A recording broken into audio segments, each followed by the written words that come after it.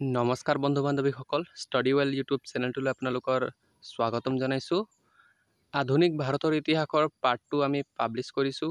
ইয়াৰ আগতে আমি ভাৰতত পৰ্তুগীজসকলৰ আগমনৰ বিষয়ে ইতিমধ্যে পঢ়ি আহিছোঁ। তেন্তে আজি আমি আলোচনা কৰিম ভাৰতত ডচসকলৰ আগমনৰ বিষয়ে। তেন্তে বলক কোনো দেৰি নকৰাকৈ আজিৰ এই ভিডিঅ'খন আৰম্ভ কৰোঁ। ডচসকল, যাক ওলন্দাজ বুলিও কোৱা হয়, এই লোকসকল আছিল নেদাৰলেণ্ডৰ, অৰ্থাৎ বৰ্তমান যিটো নেদাৰলেণ্ড বা হলেণ্ড যিটো দেশ আছে, এই দেশৰ লোকসকল আছিল এইবিলাক। তেওঁলোকে পৰ্তুগীজসকলে ভাৰতৰ পৰা নিয়া সামগ্ৰীসমূহ কিনি অন্য ঠাইসমূহত বিক্ৰী কৰিছিল আৰু ইয়াৰ পৰাই তেওঁলোকে বহু লাভ অৰ্জন কৰিবলৈ সক্ষম হৈছিল। মানে তেওঁলোকে পৰ্তুগীজসকলে যিবিলাক সামগ্ৰীসমূহ ভাৰতৰ পৰা কিনি লৈ গৈছিল, সেইবিলাক সামগ্ৰী তেওঁলোকে আকৌ এবাৰ কিনি সেই বেলেগ ঠাইসমূহত তেওঁলোকে বিক্ৰী কৰি লৈছিল আৰু ইয়াৰ পৰাই তেওঁলোকে বহু ভাল এটা লাভ অৰ্জন কৰিবলৈ সক্ষম হৈছিল। ডাচসকলে এটা বিশেষ ধৰণৰ জাহাজৰ নিৰ্মাণ কৰিছিল, যাক ফ্লুট শ্বিপ বুলি কোৱা হয়।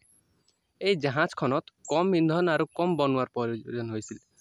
এই শ্বিপখনত কি হৈছিল, কম ইন্ধন লাগিছিল, অৰ্থাৎ কম তেল আৰু কম মানুহৰ প্ৰয়োজন হৈছিল ইয়াক চলাবৰ কাৰণে। ডচসকলৰ মনত আৰু অধিক লাভৰ ইচ্ছা আহিছিল, কাৰণ তেওঁলোকে নিজৰ লাভৰ বাবে পৰ্তুগীজসকলৰ ওপৰত নিৰ্ভৰ হ'বলগীয়া হৈছিল।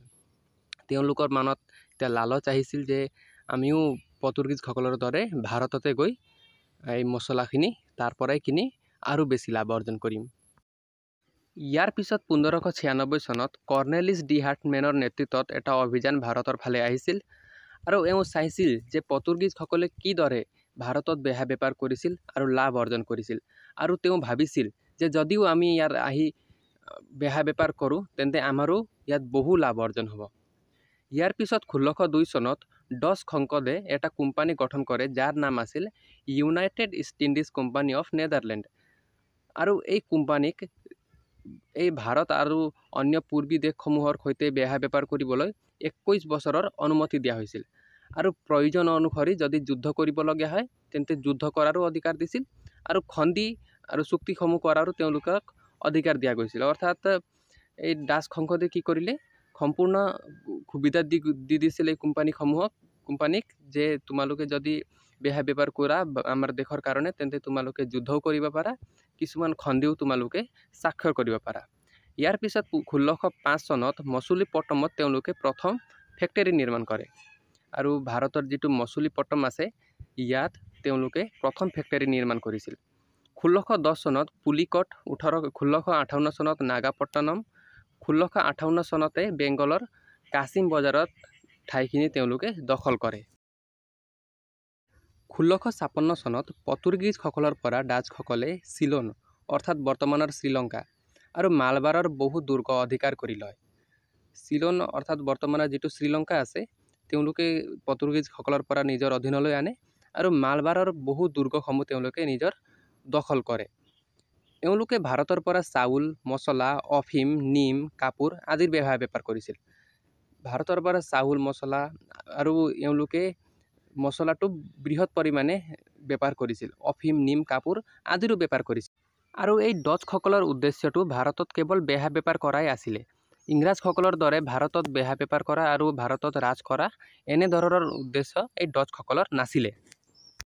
এতিয়া আমি চাম ডচ আৰু ইংৰাজসকলৰ মাজৰ সংঘৰ্ষ।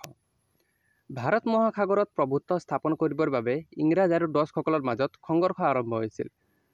1759 চনত এই সংঘৰ্ষই যুদ্ধৰ ৰূপ লয় আৰু বেদাৰৰ যুদ্ধত ডচসকল পৰাজিত হয়। ইয়াৰ কাৰণ আছিল ইংৰাজসকলৰ শক্তিশালী নৌবাহিনী। হ'লেও এই ডচসকল সম্পূৰ্ণৰূপে ভাৰতৰ পৰা যোৱা নাছিল আৰু 1825 চনত ইংৰাজ আৰু ডচসকলৰ মাজত এটা সন্ধি স্বাক্ষৰ হৈছিল, যাৰ মতে ডচসকলে সম্পূৰ্ণ ভাৰত এৰি ইণ্ডোনেছিয়াৰ দিশে যাব লাগিছিল। মানে এই ইংৰাজ আৰু ডচসকলৰ মাজত যুদ্ধ হৈছিল, যদিও ভালদৰে এই ইংৰাজসকলে ডাচসকলক পৰাস্ত কৰিব পৰা নাছিল। আৰু ইয়াৰ পিছত কি হ'ল, 1825 চনত ইংৰাজ আৰু ডচসকলৰ মাজত এটা সন্ধি স্বাক্ষৰ হয়। এই সন্ধিৰ মতে এই ডাচসকলে ভাৰত এৰি ইণ্ডোনেছিয়াৰ দিশে যাব আৰু ভাৰতত কোনে ৰাজ কৰিব, ইংৰাজসকলে ৰাজ কৰিব। আৰু আমি নেক্সট ভিডিঅ'ত আমি আলোচনা কৰিম ভাৰতত ইষ্ট ইণ্ডিয়া কোম্পানী ইংৰাজসকলৰ আগমনৰ বিষয়ে। ধন্যবাদ বন্ধু বান্ধৱীসকল ভিডিঅ'খন সম্পূৰ্ণৰূপে চাবৰ বাবে। আশা কৰিছোঁ আপোনাক এই ভিডিঅ'খন পচন্দ লাগিছে, আৰু যদি ভিডিঅ'খন পচন্দ লাগিছে এটা লাইক কৰি দিব আৰু আমাৰ চেনেলটোক ছাবস্ক্ৰাইব কৰি দিব, আৰু এই ভিডিঅ'খন নিজৰ ফ্ৰেণ্ডৰ সৈতে শ্বেয়াৰ কৰি দিব।